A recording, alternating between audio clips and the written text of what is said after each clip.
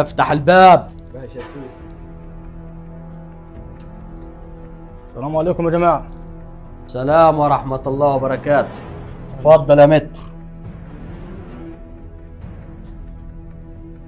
ايه يا جماعة، هنبدأ دلوقتي ولا سابق الورثة؟ لا يا متر، هنستنى باقي الورثة. ورثة مين اللي نستناهم يا عمي؟ الورث ورث ابويا وابويا الله يرحمه. ابدأ يا متر. ابدأ يا متر. طيب يا جماعة، المرحوم ابوكم ساب لكم 30 فدان، ايمن حمدي ومرحوم ابو خنجر، كده كل واحد ليه 10 فدانين في شارع ربنا. عفارم عليك يا متر. خبر ايه يا عم؟ كانك عايز تخلوها بخور دم ولا ايه؟ خبر ايه يا ايمن؟ انت عايز تاكل حق ابوهم ولا ايه؟ ابوهم اتخاف اسمات ما لهمش حقوق عندنا. ايمن اخويا عنده حق، ابوهم اتخاف اسمات، يعني لا لهم حق ولا باطل. ما تحكش كده يا واد، جدهم مات قبل ابوهم يبقى يورث. طب عايزكم كده يا جماعة. اقعد يا متر. ما تزعلش كده يا ايمن. ماشي يا عمي. قوم افتح المخروب.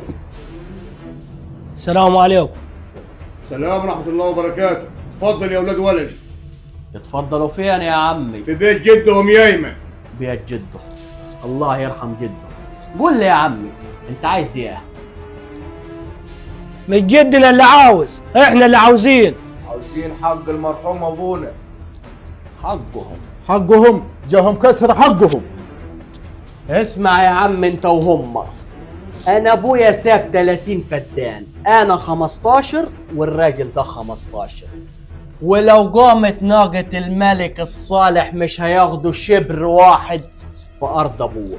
كيف ده يا ايمن؟ ده ما يرضيش ربنا. يرضي ما يرضيش مالكش فيه.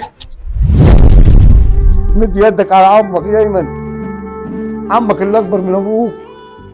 اسمع يا عمي، شغل الصعبانيات وشغل العواجيز ده ما ياكلش معانا. متر شرفتنا، احنا هنعرف نقسم مال ابونا براحتنا. وتعابي هتوصلك المكتب.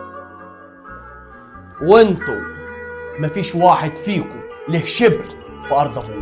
واحنا عايزين حق ابونا يا عمي. حق ابوك مين يا واد؟ ابوك متعلم واحنا عينينا طلعت انا وعمك عشان.